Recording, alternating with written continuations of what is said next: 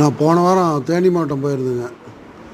அங்கே தேனி மாவட்டம் போயிட்டு அப்படியே பார்த்தோம்னா, தேனி மாவட்டத்துக்கு தெற்க வந்து முல்லை பெரியார் டேம் இருக்குது இல்லைங்களா, அதிலேருந்து தண்ணி அந்த தென்னை மரம் தெரியுது இல்லையா, அதிலேருந்து வந்து அதான் ஆறு. அதிலேருந்து இது வந்து பக்கத்தில் வந்து ஸ்கீம் எடுத்திருக்காங்க.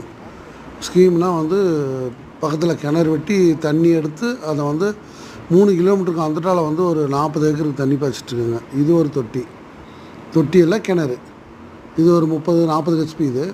அதே மாதிரி இன்னும் அந்த பக்கம் வந்து இன்னொரு தொட்டி இருக்குங்க. அது வந்து ஆற்றுலேருந்து வந்து டைரெக்டாக எடுத்துருக்காங்க தண்ணி. கீழே குழி வெட்டி கொண்டு போய் பைப் போட்டு கொண்டாந்து உள்ளே விட்ருக்காங்க.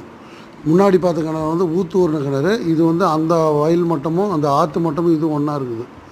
இதிலேருந்து 3 கிலோமீட்டர் கொண்டு போய் எங்கள் 40 கிலோமீட்டர் 40 ஏக்கருக்கு தண்ணி பாய்ச்சிட்ருக்காங்க. அது ஏக்கர் வந்து 23 லட்ச ரூபா சொல்லிகிட்ருக்காங்க. முன்ன பின்ன முடிக்கலாம். ஆனால் சூப்பரான வயலுங்க. அது வேணால் அடுத்த வீடியோவில் காட்டுறேன். அருமையாக இருக்குங்க பார்க்க. தோட்டம் பார்த்தோம்னா அது மாதிரி இருக்கும். ஒரு 2 பரலாங்க நீளம் இருக்கும். அங்கே அவ்வளோ நீளத்தில் தான் தென்னை மரம் இருக்குது. அந்த தென்னை மரத்துக்கு கீழே தான் ஆறு போயிருக்கும். சரியா? அங்கேருந்து இங்கே ஸ்கீம் போட்டுருக்காங்க. இப்போ ஸ்கீமில் அந்த ஆற்று மட்டும் தண்ணி இருக்குது. அடியில் பைப்பில் ஆற்றுல என்ன தண்ணி கலரில் போதோ அதே கலரில் இங்கே மோட்ரு ரொம்ப 100 ஹெச்பி வாங்கி வச்சுருக்காங்க. ஸ்கீம் தனியாக.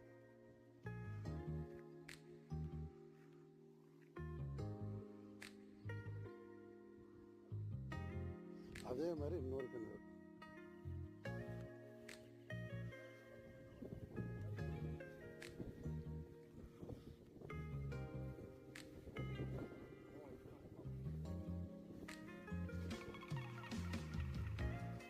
இது ஒரு கிணறு. எப்படி சைஸ் கிணறு வரும் ஸ்கீமுக்காக.